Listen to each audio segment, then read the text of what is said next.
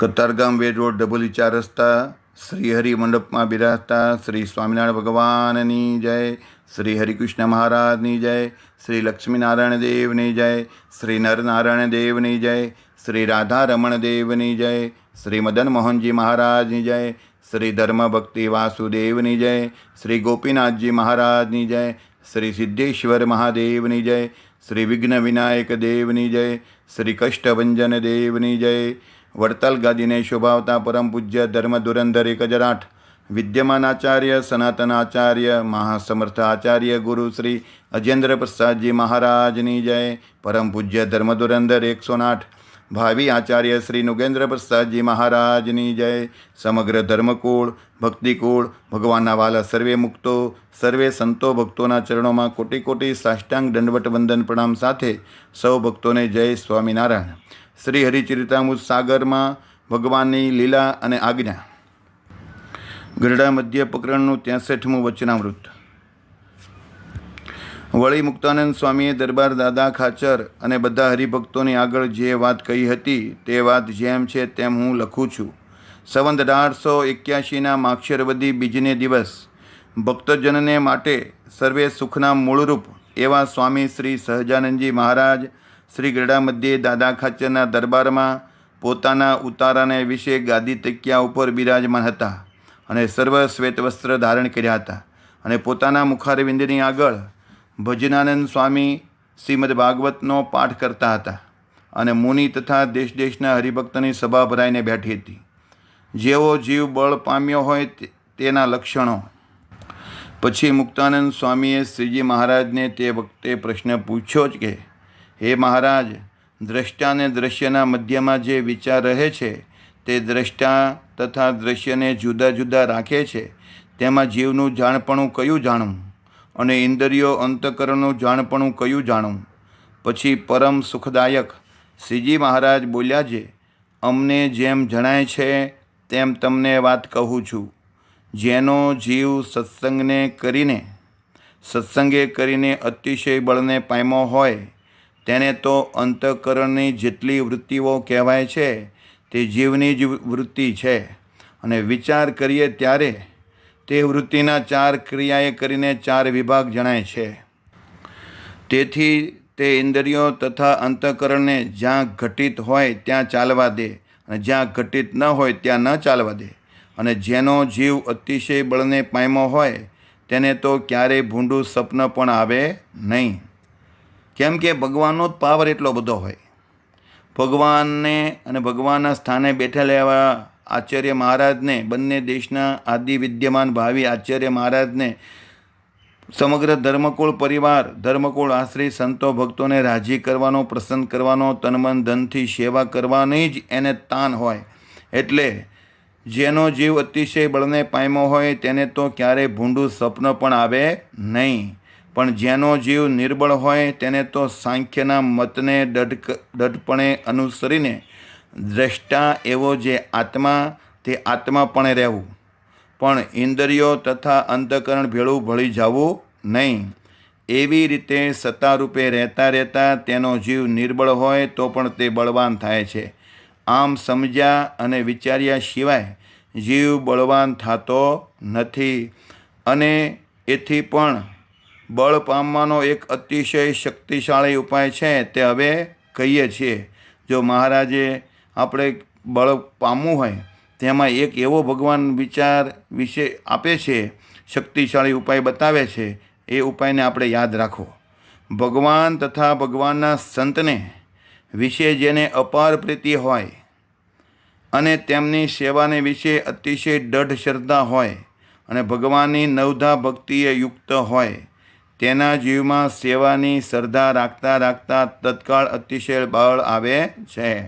હું કીધું, ભગવાનના સ્થાને બેઠા એવા આપણા ગુરુ આચાર્ય મહારાજ અને ભગવાનના સાચા સંતને વિશે જેને અપાર પ્રીતિ હોય, બહુ હેતુ હોય અને તેમની સેવાને વિશે અતિશય દઢ શ્રદ્ધા હોય કે હું આની સેવા કરીશ તો ભગવાનની સેવા થઈ એમ માનીશ, હું આમની સેવા કરીશ તો ભગવાન બહુ રાજી થશે, હું આમની પ્રસન્નતા પ્રાપ્ત કરીશ તો ભગવાનની પ્રસન્નતા પ્રાપ્ત થશે. આવી ભાવના રાખીને ભગવાનની નવધા ભક્તિએ યુક્ત હોય તેના જીવમાં સેવાની શ્રદ્ધા રાખતા રાખતા તત્કાળ અતિશય બળ આવે છે. માટે આ જીવને અતિશય બળ પામવાને માટે તો ભગવાન તથા ભગવાનના ભક્તની સેવા સમાન બીજો કોઈ ઉપાય નથી. હું જીવને અતિશય બળિયો કરવો હોય તો ભગવાનનું ભજન કરવાથી બળ તો આવે, પણ આવા મોટા મહાપુરુષ ભગવાન અને ભગવાનના સ્થાને બેઠેલા એવા આચાર્ય મહારાજ, માતુશ્રી, લાલજી મહારાજ, વહુજી મહારાજ, સમગ્ર ધર્મકુળ, ધર્માચાર્યો, ભગવાનના સાચા સંતો ભક્તોને જો રાજી કરશું તો આ જીવ તત્કાળ બળને પામશે.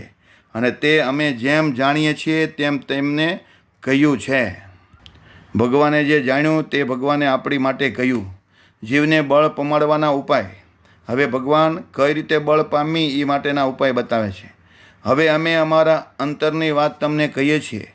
જ્યારે અમે 69 સંવત 1869ની સાલમાં માંદા થયા હતા ત્યારે કૈલાસ અને વૈકુંઠધામ દેખ્યામાં આવ્યા, અને અમે તે વખતે નંદીશ્વરની સવારી કરી તથા ગરુડની સવારી પણ કરી એમ અમારા દેખ્યામાં આવ્યું. પણ અમે જ્યારે વિચાર્યું ત્યારે તે સામર્થ્યમાં અમને કાંઈ સારું લાગ્યું નહીં. પછી તો અમે કેવળ સત્તારૂપે રહેવા લાગ્યા. ત્યારે વળી ઉપાધિની શાંતિ થઈ ગઈ.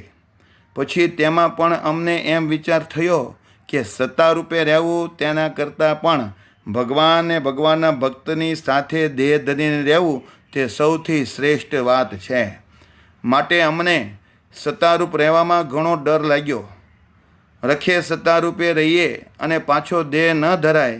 હવે તે ડરનું કારણ કહીએ છીએ. દેહ ધારીને ભગવાન તથા ભગવાનના ભક્તની ભેળા રહીને તેમના માટે જેટલી સેવા બની આવે તે જ અતિશય ભારે શ્રેષ્ઠ સાધન છે. અને જ્યારે જીવને અંત સમય આવે છે ત્યારે અનંત જાતની આધિ અને વ્યાધિ પ્રગટ થાય છે. પછી તેને જ્યારે ભગવાન કે ભગવાનના સંતનું દર્શન થાય છે ત્યારે બધા જ દુઃખનો નાશ થઈ જાય છે. એવો ભગવાનનો અને ભગવાનના ભક્તનો મહિમા મોટો છે. અને ભગવાનના ભક્ત છે તે તો સર્વે તો કેવળ બ્રહ્મની મૂર્તિ છે. માટે ભગવાનના ભક્તને વિશે ક્યારેય મનુષ્ય ભાવ લાવવો જ નહીં. હું કીધું મહારાજે ભગવાનના ભક્તની મોટપ કેવી બતાવી જુઓ. એમાં ક્યારેય મનુષ્ય ભાવ લાવવો નહીં. અને જેમ પોતાના દેહના કુટુંબી હોય એટલે કે આપણા શરીરના જે સગા સંબંધી હોય તેનું હિત ઈચ્છીને હેતથી વારંવાર વઢીને કહીએ છીએ તથા તેઓ આપણને વઢીને કહે છતાં અંતરમાં ક્યારેય તેની આંટી પડતી નથી. તે રીતે જ ભગવાનના ભક્તની સંગાથે રાત દિવસ વર્તવું જોઈએ.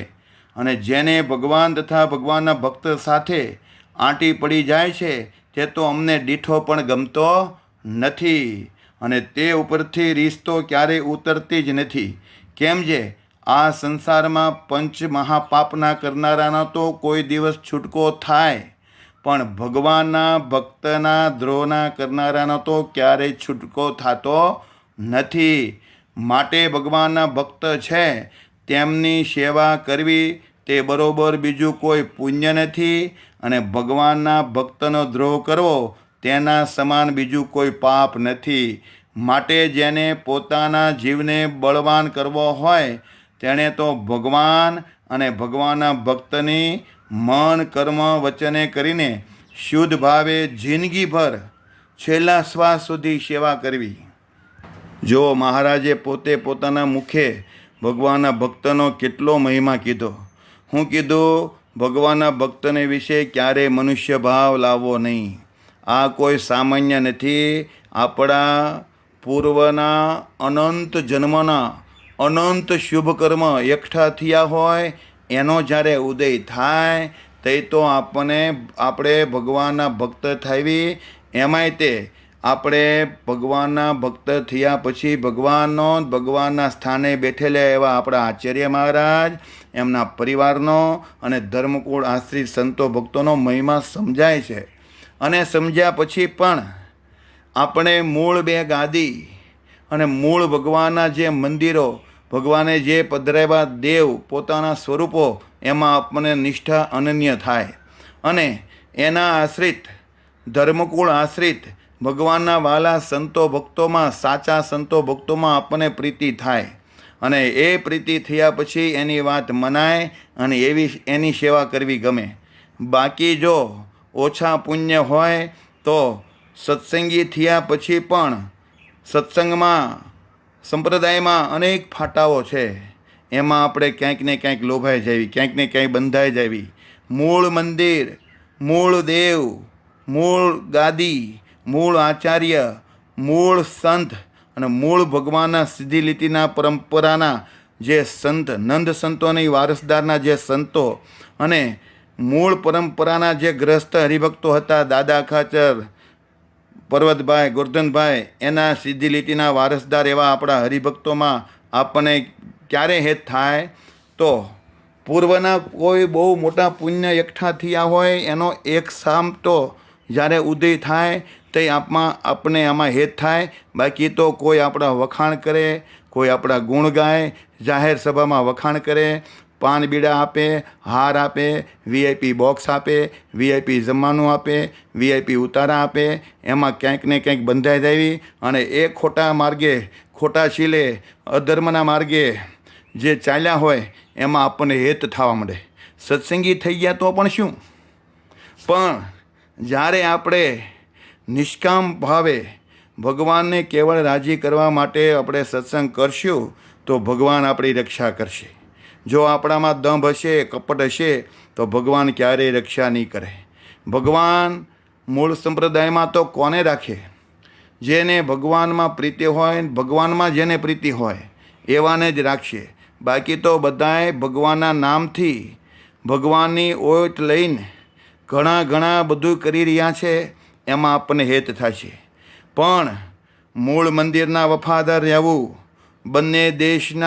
બંને દેશની ગાદીના વફાદાર રહેવું. મૂળ મંદિર કહેતા શ્રી વડતાલ ધામ, શ્રી અમદાવાદ ધામ, શ્રી ગઢડા ધામ, શ્રી ધોલેરા ધામ, શ્રી જુનાગઢ ધામ, શ્રી ભુજ ધામ, આવી રીતે ગઢડા, વડતાલ, ધોલેરા, અમદાવાદ, ભુજ, છપૈયા, આ બધા ધામના મંદિરો અને એમાં પધરાવ્યા દેવ, એના વફાદાર રહેવું.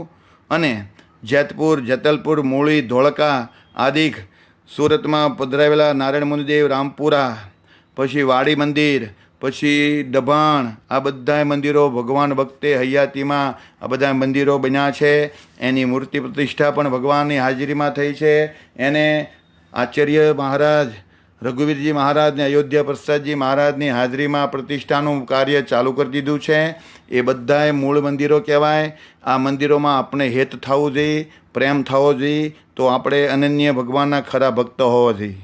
પણ કંઈને કંઈ લોભ લાલચે આપણે જો છૂટા પડી ગયા તો ભગવાનને આપણે વાલા લાગશું નહીં. કેમ કે જુદે છૂટું પડવાની જરૂર જ નથી, કે ભગવાને કાંઈ કરવામાં બાકી રાખ્યું નથી, કાંઈ કહેવામાં બાકી રાખ્યું નથી. ભગવાન કે અમે જે કર્યું છે એ બધું ઠીક છે, એમાં કાંઈ ઓછું રાખ્યું નથી અને કાંઈ વધાર્યું નથી. બધું અમે જે રીતે કહ્યું છે એ રીતે તમે કરશો, એ રીતે વર્તશો તો અમે તમારું જરૂર કલ્યાણ કરશું. તો કાંઈ ફારફેર કરવાની જરૂર નથી. જે આપણને મળ્યું છે એ એક અલૌકિક વસ્તુ પ્રાપ્ત થઈ છે, અલૌકિક ભગવાન પ્રાપ્ત થયા છે, અલૌકિક સત્સંગ પ્રાપ્ત થયો છે. આ સત્સંગને મૂકીને આપણે આને છોડીને જે બીજા માર્ગે ચડી જશું તો આપણું કલ્યાણ નહીં થાય. જીવ બળ્યો થશે પણ કલ્યાણ તો નહીં થાય, મોક્ષ નહીં થાય. કેમ કે મોક્ષ કરવો એ ભગવાનના હાથમાં છે અને ભગવાનના સ્થાને બેઠેલા એવા બંને દેશના આચાર્ય મહારાજના હાથમાં છે, ધર્મકુળના હાથમાં છે. કેમ કે જેને જોઈએ તે આવો મોક્ષ માગવા રહે. ધર્મકુળને શરણે જવાથી, એનો આશરો કરવાથી મોક્ષ મળે, બાકી મોક્ષ મળતો નથી. જીવ બળ્યો થાય. માટે ભગવાનના ભક્ત છે તેમની સેવા કરવી તે બરોબર બીજું કોઈ પુણ્ય નથી, અને ભગવાનના ભક્તનો દ્રોહ કરવો તેના સમાન બીજું કોઈ પાપ નથી. માટે જેને પોતાના જીવને બળવાન કરવો હોય તેણે તો ભગવાન અને ભગવાનના ભક્તની મન, કર્મ, વચને કરીને શુદ્ધ ભાવે જિંદગીભર સેવા કરવી. આવો મોટો ભગવાનના ભક્તનો મહિમા છે. માટે હે વાલા ભક્તો, આપણે કરીને શું કરશું? જો આપણેથી કાંઈ ન થાય તો કાંઈ નહીં, પણ ભગવાનના સંતો ભક્તો, સાચા સંતો ભક્તોને જો રાજી કરશું, ભગવાનના દીકરા એવા આચાર્ય મહારાજને, માતુશ્રીને, લાલજી મહારાજને, વહુજી મહારાજ, એનો આપણો પરિવાર, એ આ પરિવારને રાજી કરશું તો એનો રાજીપો, એની કૃપા આપણી પર થઈ જશે ને, તો ગમે એવા દુઃખ, કષ્ટ, ભય, સંકટ, રોગ, પીડા, ટૂંકી આયુષ્ય છે તો લાંબી આયુષ થઈ જાય છે, નિર્ધનવાન હશું તો ધનવાન થઈ જઈશું, સમજ્યા? કામી હશું તો નિષ્કામી થઈ જઈશું, અને લોભી હશું તો નિર્લોભી થઈ જઈશું, માની હશું તો નિર્માની થઈ જઈશું, સમજ્યા? સ્વાદી હશું તો નિર્સ્વાદી થઈ જઈશું. અને ભગવાનના ભક્તો સિવાય બીજે સ્નેહ રાખતા છું તો ભગવાન કૃપા કરીને બધે નિર્સ્નેહી કરી નાખશે. માટે જો આવા મોટા પુરુષને રાજી કરશું, આવા સાચા સંતો ભક્તોને રાજી કરશું તો ભગવાન ચોક્કસ આપણી ઉપર કૃપા કરશે અને ખૂબ આપણને એવા નિર્વાસની કરશે કે ભગવાનને આપણે ખૂબ વાલા લાગવી, એવા નિષ્કામી, એવા ભગવાન બનાવીને આપણે ચોખ્ખા કરીને ભગવાન એના ધામમાં લઈ જશે. એમાં કોઈ શંકાને સ્થાન નથી. માટે હે વાલા ભક્તો, તમારે અવાય તો હરિમંડપે સવારે 6:30 થી 6:30 આવજો, ન અવાય તો આ કથા અવશ્ય સાંભળજો. આમાં કંઈક ભૂલ થતી હોય અને કંઈક અયોગ્ય બોલાઈ જતું હોય તો હું તમારો બાળક છું, નાનો ભાઈ છું, તમારો દીકરો છું, તમારું સંતાન છું, ભગવાનનો નાનામાં નાનો ભક્ત છું, એમ માનીને મને ક્ષમા કરજો, મને માફ કરજો. અને કંઈક તમારે કહેવા જેવું હોય તો મને વોટ્સઅપમાં જરૂર લખીને મોકલજો કે આમાં આટલો સુધારો કરજો, તો હું ચોક્કસ સુધારો કરીશ, કેમ કે તમે મારા આત્માના સગા છો. અસ્તુ.